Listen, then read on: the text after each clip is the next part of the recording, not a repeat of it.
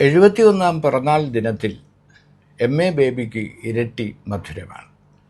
മധുര party കോൺഗ്രസിൽ CPM general സെക്രട്ടറിയായി തിരഞ്ഞെടുക്കപ്പെട്ട എം.എ. ബേബി പിറന്നാൾ ദിനത്തിലാണ് പുതിയ പദവിയിലെത്തുന്നത്. ഒരു തരത്തിൽ മധുരമായ ഒരു പകരം വീട്ടൽ കൂടിയാണ് ബേബിയുടെ പുതിയ സ്ഥാനാരോഹണം. പാർലമെൻറ്റ് തിരഞ്ഞെടുപ്പിൽ പരാജയപ്പെട്ട് അപമാനിതനായി കേരളത്തിൽ നിന്ന് ഡൽഹിയിലേക്ക് മാത്രം പ്രവർത്തനം കേന്ദ്രീകരിച്ച എം.എ. ബേബി മടങ്ങി വരുന്നത് ശക്തനായിട്ടാണ്. കേരള ഘടകത്തിൽ നിന്ന് മാറ്റി ഡൽഹി ചുമതലയുമായി ഡൽഹി പ്രവർത്തന മേഖലയായി നിന്നിരുന്ന എം.എ. ബേബി CPMലെ ഏറ്റവും മുതിർന്ന PB അംഗമാണ്. യെച്ചൂരിയുടെ മരണത്തോടെ ആരാകും ഇനി പാർട്ടിയെ നയിക്കുക എന്ന ചോദ്യം കീറാമുട്ടിയായി മാറി.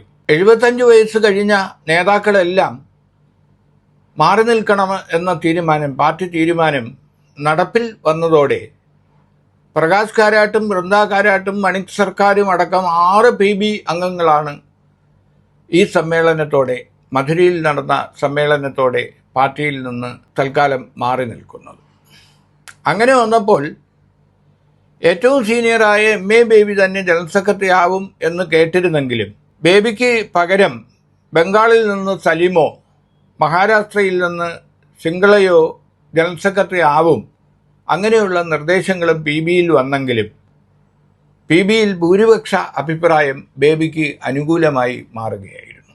ബേബി ജനറൽ സെക്രട്ടറി ആകുന്നതോടെ CPMൽ ഒരു പുതുയുഗം ആരംഭിക്കുകയാണ്. കഴിഞ്ഞ 1/4 നൂറ്റാണ്ടായി CPMലെ അവസാന വാക്ക് സംസ്ഥാന സെക്രട്ടറി, ദീർഘകാലം സംസ്ഥാന സെക്രട്ടറി ആയിരുന്ന 15 കൊല്ലത്തിലേറെ സംസ്ഥാന സെക്രട്ടറിയും കഴിഞ്ഞ 9 കൊല്ലമായി മുഖ്യമന്ത്രിയുമായ പിണറായി വിജയന്റെ വാക്കായിരുന്നു അവസാന വാക്ക്. അപ്പോൾ അദ്ദേഹം എന്തു പറഞ്ഞാലും അതുതന്നെയാണ് പാർട്ടിയുടെ തീരുമാനം. PBയിലായാലും സംസ്ഥാനത്തായാലും തീരുമാനങ്ങൾ എടുക്കുന്നത് പിണറായിയാണ് എന്ന ആ ഒരു ധാരണയ്ക്ക് മാറ്റം വരികയാണ് എം.എ. ബേബിയുടെ വരവോടെ. കാരണം കേരളത്തിൽ നിന്ന് EMSന് ശേഷം CPMന്റെ ജനറൽ സെക്രട്ടറി ആകുന്ന മലയാളി ബേബി തന്നെയാണ് എന്ന് പറയാം. പ്രകാശ് കാരാട്ട് മലയാളിയാണെങ്കിലും അദ്ദേഹം PBയിലെത്തിയതും ജനറൽ സെക്രട്ടറി ആയതും ഡൽഹി ഘടകത്തിൻ്റെ വക്താവായിട്ടാണ്. നേരെമറിച്ച് കേരള ഘടകത്തിൻ്റെ പ്രതിനിധിയായി EMSന് ശേഷം ജനറൽ സെക്രട്ടറി ആവുന്നത് എം.എ. ബേബിയാണ്. SFIയുടെ സംസ്ഥാന പ്രസിഡന്റും അഖിലേന്ത്യാ പ്രസിഡന്റും DYFIയുടെ അഖിലേന്ത്യാ പ്രസിഡന്റുമായിട്ടൊക്കെ പ്രവർത്തിച്ച ബേബി 2 വട്ടം രാജ്യസഭാ അംഗമായിരുന്നു, 2 വട്ടം MLA ആയിരുന്നു, കേരളത്തിൻ്റെ വിദ്യാഭ്യാസ മന്ത്രിയായിരുന്നു. അതിനുശേഷമാണ് അദ്ദേഹം കൊല്ലത്ത് NK പ്രേമേന്ദ്രനുമായി മത്സരിച്ച് പാർലമെൻറ്റ് തിരഞ്ഞെടുപ്പിൽ പരാജയപ്പെട്ടത്. അന്ന് മത്സരരംഗത്തുണ്ടായിരുന്ന ഏക PB അംഗമായിരുന്നു എം.എ. ബേബി. ആ തിരഞ്ഞെടുപ്പിലാണ് പാർട്ടി സെക്രട്ടറി ആയിരുന്ന പിണറായി വിജയൻ എതിർ സ്ഥാനാർത്ഥി പ്രേമേന്ദ്രനെ പരനാറി എന്ന് വിളിച്ചത്. ആ പരനാറി പ്രയോഗം ആ തിരഞ്ഞെടുപ്പിൽ എം.എ. ബേബിക്ക് തിരിച്ചടിയായി. ഒരർത്ഥത്തിൽ അത്തരമൊരു പരാമർശം തിരഞ്ഞെടുപ്പ് വേളയിൽ CPMന്റെ പ്രമുഖ നേതാവ് നടത്തിയത് ഫലത്തിൽ പ്രേമേന്ദ്രൻ എന്ന UDF സ്ഥാനാർത്ഥിക്ക് അനുകൂലമായ അന്തരീക്ഷം സൃഷ്ടിച്ചു എന്ന് പോലും ആരോപണമുണ്ട്.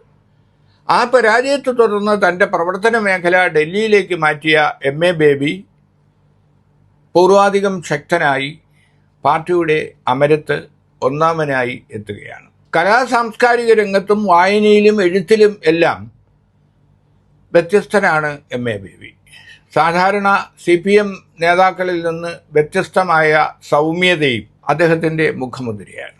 അടിയന്തരാവസ്ഥ കാലത്ത് ജയിൽവാസം അനുഭവിച്ച കോടിയേരിയും എം.എ. ബേബിയും തോമസ് ഐസക്കും അടങ്ങുന്ന അച്യുതണ്ടായിരുന്നു 77-78 കാലത്ത്, അടിയന്തരാവസ്ഥ കഴിഞ്ഞ കാലത്ത് SFIയെയും അത് കഴിഞ്ഞ് DYFIയെയും നയിച്ചത്.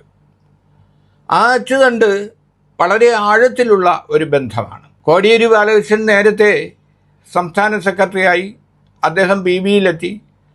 അതോടൊപ്പം തന്നെ MA ബേബിയും PBയിലെത്തി. EMSൻ്റെ സന്തത സഹചാരിയായിട്ടാണ് ബേബി ആദ്യം ഡൽഹിയിലെത്തുന്നത്. DYFI അഖിലേന്ത്യാ പ്രസിഡൻ്റായിരുന്ന ബേബി EMSനോടൊപ്പം മുഴുവൻ സമയം ചെലവിടുകയും EMSുമായും AKGയുമായും ഒക്കെ ഉള്ള അദ്ദേഹത്തിൻ്റെ ബന്ധം അത് അദ്ദേഹത്തിനെ ദേശീയ രാഷ്ട്രീയത്തിൽ ഏറെ പരിചിതനാക്കി. സുർജിത്ത് ജനറൽ സെക്രട്ടറി ആയിരിക്കെ 64 സീറ്റുകളിലേക്ക് CPMനെ എത്തിച്ചത് സുർജിത്തിൻ്റെ കാലമാണ്. ചരിത്രപരമായ മണ്ടത്തരം എന്ന് ജ്യോതി ബസു വിശേഷിപ്പിച്ച ബംഗാൾ മുഖ്യമന്ത്രിയായിരുന്ന ജ്യോതി ബസുവിനെ പ്രധാനമന്ത്രി സ്ഥാനത്തേക്ക് UPA ക്ഷണിച്ചപ്പോൾ, സോണിയാഗാന്ധി അടക്കം ക്ഷണിച്ചപ്പോൾ അത് വേണ്ട എന്ന് തീരുമാനിച്ച polit ബ്യൂറോയിലെ യുവാക്കളായിരുന്നു Prakash കാരാട്ടും യെച്ചൂരിയും.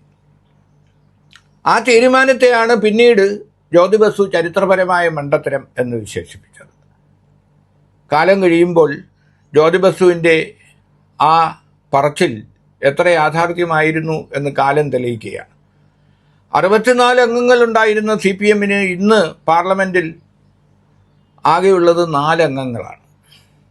Prakash Karat general secretary ആയിരിക്കുന്ന കാലത്താണ് 64 നിന്ന് 9 അംഗങ്ങളിലേക്ക് കുറയുന്നതും അതിനുശേഷം യെച്ചൂരി ജനറൽ സെക്രട്ടറി ആയി വരുന്നതും. സീതാറാം യെച്ചൂരി ജനറൽ സെക്രട്ടറി എന്ന നിലയിൽ സുർജിത്തിൻ്റെ പാത പിന്തുടർന്നുകൊണ്ട് കോൺഗ്രസുമായും ഇന്ത്യ മുന്നണിയുമായും ഐക്യപ്പെടുകയും BJPയെ ചെറുക്കാനുള്ള ദേശീയ തലത്തിൽ വലിയ ഒരു സമ്മർദ്ദ ഗ്രൂപ്പായി ശക്തമായ പ്രതിപക്ഷമായി മാറാനും കഴിഞ്ഞിരുന്നു. അതിനിടയിലാണ് അദ്ദേഹത്തിൻ്റെ വേർപാട്. യെച്ചൂരിയുടെ വേർപാടോടെ ഇനി CPMനെ ആര് നയിക്കുമെന്ന ചോദ്യം അന്തരീക്ഷത്തിലുണ്ടായിരുന്നു. 24ാം പാർട്ടി കോൺഗ്രസ് നടത്താനുള്ള ചുമതല താൽക്കാലികമായി ഏറ്റെടുത്തത് പ്രകാശ് കാരാട്ടാണ്. 75 വയസ്സ് പൂർത്തിയായ അംഗങ്ങളെയെല്ലാം കേന്ദ്ര കമ്മിറ്റിയിൽ നിന്നും പാർട്ടിയിൽ നിന്നും PBയിൽ നിന്നുമെല്ലാം മാറ്റി നിർത്തുക എന്ന തീരുമാനം നടപ്പിലാക്കിയതോടെ 6 സീനിയർ അംഗങ്ങളാണ്, കാരാട്ടും ബൃന്ദ കാരാട്ടും മണിക് സർക്കാരും ഒക്കെ ഉൾപ്പെടെയുള്ള പ്രമുഖ നേതാക്കളാണ് PBയിൽ നിന്ന് പുറത്തേക്ക് പോയത്. അങ്ങനെ ഒരു കൂട്ടം നേതാക്കൾ ഒന്നായി PB വിടുന്ന ഈ സന്ദർഭത്തിൽ ജനറൽ സെക്രട്ടറിയായി ചുമതലയേൽക്കുന്ന ബേബിക്ക് ദേശീയ തലത്തിലും സംസ്ഥാന തലത്തിലും ഒരുപാട് വിഷയങ്ങൾ നേരിടാനുണ്ട്.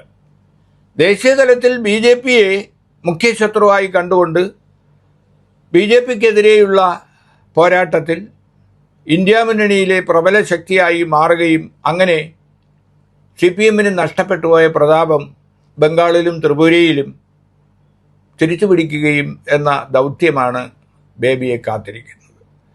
കേരളത്തിലാകട്ടെ 2ാം വട്ടം അധികാരത്തിലെത്തിയ പിണറായി വിജയൻ ഭരണം നേരിടുന്നത് അഴിമതി ആരോപണങ്ങളാണ്.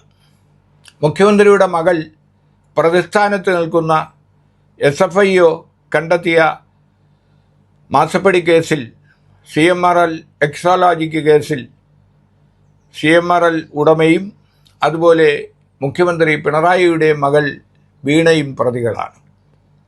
രാഷ്ട്രീയമായും നിയമപരമായും ഈ മാസപ്പടി കേസിനെ നേരിടും എന്ന് പാർട്ടി തീരുമാനിച്ചിട്ടുണ്ട്. PBയും കേന്ദ്ര കമ്മിറ്റിയും എല്ലാം പിണറായി വിജയന് 75 വയസ്സ് എന്ന പ്രായപരിധിക്ക് ഇളവ് നൽകുകയും കഴിഞ്ഞ വട്ടം ഇളവ് നൽകിയതുപോലെ തന്നെ അദ്ദേഹം വീണ്ടും 3ാം ഊഴത്തിൽ ഇടതുമുന്നണിയെ നയിക്കും എന്നാണ് അറിയുന്നത്.